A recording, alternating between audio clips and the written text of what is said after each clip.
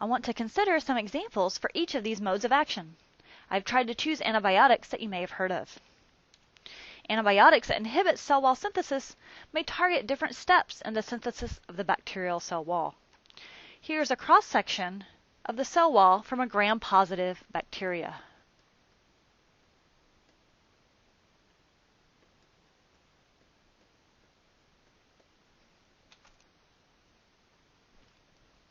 The structural support of the cell wall is composed of peptidoglycan.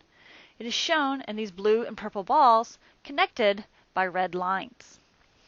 Beta-lactam drugs refer to the penicillin family of antibiotics.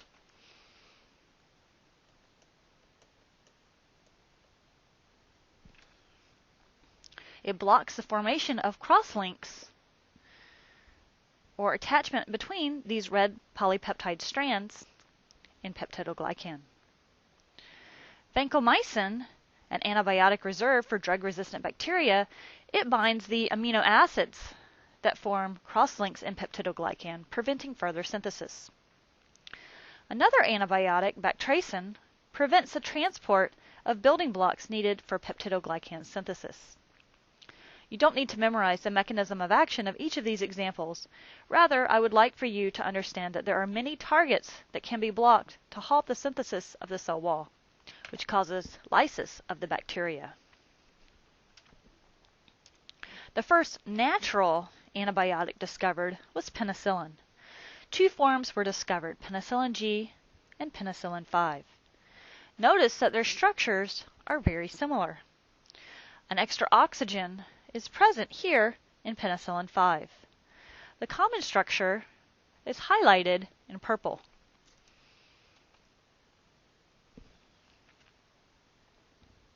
This contains a beta-lactam ring. Penicillin drugs are often called beta-lactam drugs. Semisynthetic penicillins are created by chemically modifying a natural penicillin.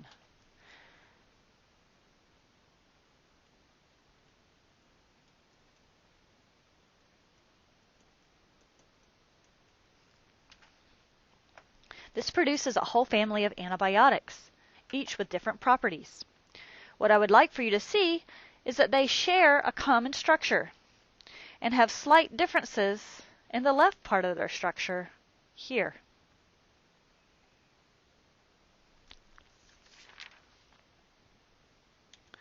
Some semisynthetic penicillins are resistant to penicillinase. Penicillinases are enzymes bacteria can produce that cleave the beta-lactam ring, thus inactivating the antibiotic. Other semisynthetic penicillins, such as ampicillin, have an extended spectrum, being effective against gram-negative bacteria in addition to gram-positive bacteria. The figure at the bottom here shows the action of penicillinase. It cleaves the beta-lactam ring to inactivate the antibiotic.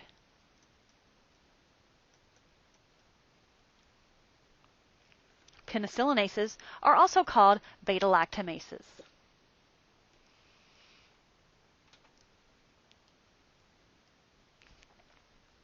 These two words are synonyms. Beta-lactamases or penicillinases are an enzyme that some bacteria have acquired. Literally, they acquired the gene to make this enzyme. This allows them to be resistant to the natural penicillin antibiotics and some semisynthetic ones as well. Here are some examples of members of the penicillin family of beta-lactam antibiotics. I've highlighted drugs in green that you have probably heard of before. Methicillin is resistant to beta-lactamases. Ampicillin and amoxicillin are extended-spectrum antibiotics. They can treat gram-positive and gram-negative infections. Note they are not resistant to beta-lactamases. Remember, the natural penicillins are effective against gram-positive bacteria.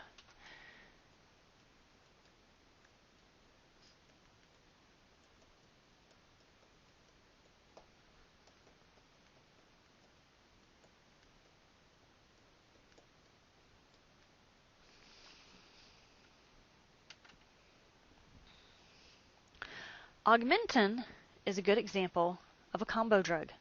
It combines amoxicillin and clavonic acid. Clavonic acid inhibits beta-lactamases. So Augmentin is an extended spectrum penicillin that is resistant to beta-lactamases. Cephalosporins are another class of beta-lactam antibiotics. They are less susceptible to beta-lactamase as compared to penicillin. Bactracin is an antibiotic often found in antibiotic ointment. It is a polypeptide antibiotic, referring to its chemical composition. It is made of amino acids. Vancomycin also targets peptidoglycan synthesis. It is used to treat MRSA infections. Vancomycin is only effective against gram-positive bacteria and is usually administered in the hospital by IV. Here are a few examples of antibiotics that inhibit protein synthesis. Chloramphenicol is the one I mentioned earlier that can cause aplastic anemia in approximately 1 in 40,000 patients. It binds to the 50S ribosomal subunit in bacteria to inhibit peptide bond formation. It is a broad-spectrum antibiotic, being effective against both gram-positive and gram-negative bacteria. The aminoglycosides is a group of antibiotics that includes streptomycin, gentamicin, and neomycin. They bind the 30S ribosomal subunit in bacteria, interfering with how the mRNA is read and translated. They are also broad-spectrum antibiotics. Here's a picture of the bacterial ribosome in the process of translation. It is composed of a 50S and a 30S subunit. Here's the mRNA in green and the protein being produced in blue. Different families of antibiotics bind to different parts of the ribosome to selectively halt protein synthesis in bacteria. You can see where chloramphenicol, tetracycline, and streptomycin bind.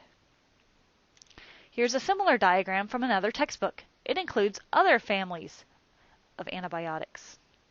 One of the articles I've assigned for this lecture discusses clindamycin, a broad-spectrum antibiotic.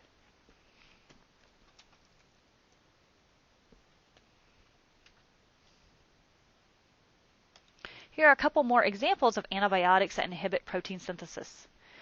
Tetracyclines bind to the 30S ribosome. They are broad-spectrum and can be problematic due to suppression of normal flora. They shouldn't be given to children because they permanently discolor their teeth.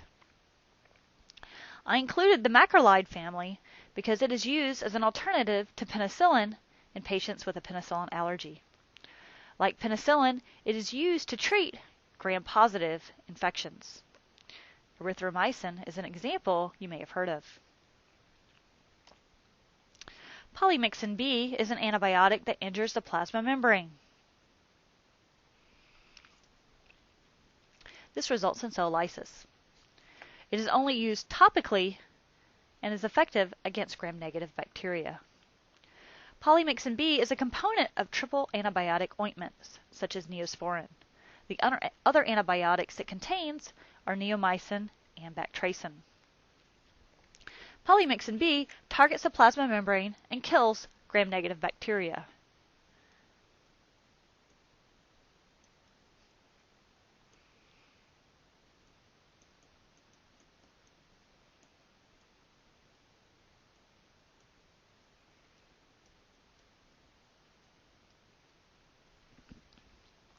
Neomycin targets protein synthesis by binding to the ribosome. It is broad spectrum, killing gram-negative bacteria and some gram-positive bacteria.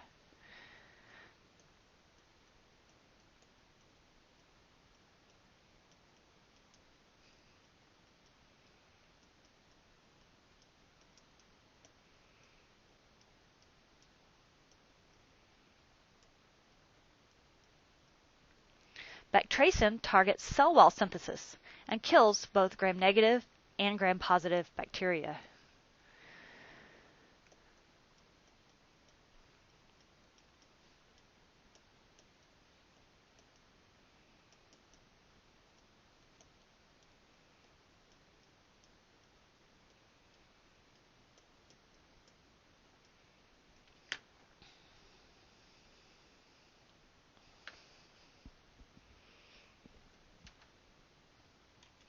The fourth mode of action of antibiotics is inhibition of nucleic acid synthesis. Rifampin inhibits bacterial RNA polymerase to block the synthesis of mRNA, thereby blocking gene expression, resulting in cell death. It has some interesting side effects: orange-red urine, feces, saliva, sweat, and tears. The quinolones and fluoroquinolones block DNA synthesis. This includes ciprofloxacin, also known as Cipro. It blocks DNA synthesis by targeting the bacterial enzyme DNA gyrase. This is a topoisomerase needed to relax DNA so enzymes can access it for DNA replication. The fifth mode of action is inhibition of synthesis of essential metabolites. The sulfonylamides, or sulfa drugs, do this. They interfere with different enzymes needed in the metabolic pathway for making tetrahydrofolic acid. You can remember simply folic acid. Folic acid is a precursor needed for synthesis of proteins, DNA, and RNA. Many bacteria have this pathway. Our cells do not. We acquire folic acid in our diets. Blocking the synthesis of folic acid will result in cell death. Folic acid is an essential metabolite. An example drug is TMP-SMZ. This is a combination of two sulfa drugs, trimethoprim and sulfamethoxazole. Both are competitive inhibitors for different enzymes in the pathway for making folic acid. TMP-SMZ is a great example of drug synergism. When used together, only 10% of the amount of antibiotic is needed, compared to using only one of the antibiotics alone. Here's a diagram from a microbiology text showing part of the pathway bacteria use to make folic acid. There's a precursor, PABA. An enzyme converts it to dihydrofolic acid. And the second enzyme converts it to tetrahydrofolic acid. The first drug, SMZ, sulfamethoxazole, blocks the first enzyme. The similarity in structure between SMZ and the natural substrate PABA is highlighted in purple here. Remember, a competitive inhibitor resembles the substrate and is able to bind the active site of an enzyme, thereby blocking the binding of the substrate, thus preventing the reaction. TMP binds the second enzyme. TMP resembles the intermediate dihydrofolic acid. The similarities in their structure is shown in green. It is very difficult for bacteria to develop resistance to the combo drug TMP-SMZ because they would need to develop mutations in two enzymes to prevent the binding of the drugs while preserving the natural enzymatic activity.